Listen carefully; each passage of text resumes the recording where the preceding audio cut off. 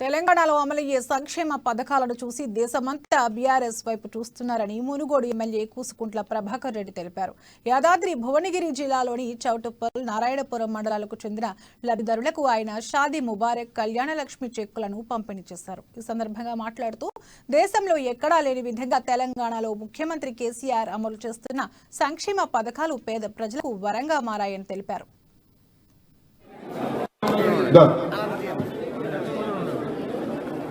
Doctor Krishnaiah గారికి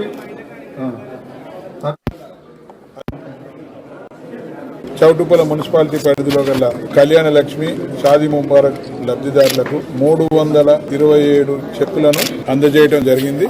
ఇలా దేశ ప్రజలు మొత్తం రాబోయే రోజులలో కేసీఆర్ నాయకత్వాన్ని బలపరచడానికి సిద్ధంగా ఉన్నారు. ఢిల్లీలో బీఆర్ఎస్ పార్టీ జెండా, గులాబీ జెండా ఎగురబోతా ఉన్నది. ఇలా ఎవ్వరు ఎన్ని మాట్లాడినా, ప్రతిపక్ష నాయకులు ఏం మాట్లాడినా, బీజేపీ నాయకులు కానీ, కాంగ్రెస్ నాయకులు కానీ ఏం మాట్లాడినా కానీ ఇలా ప్రజలందరూ కూడా కేసీఆర్ నాయకత్వాన్ని బలపరచడానికి సిద్ధంగా ఉన్నారు. కేసీఆర్ వైపు చూస్తూ ఉన్నారు, ఇలా బీఆర్ఎస్ వైపు చూస్తూ ఉన్నారు. రాబోయే రోజులలో చౌటుప్పల మున్సిపాలిటీ పరిధిలో గల కళ్యాణ లక్ష్మి, షాదీ ముబారక్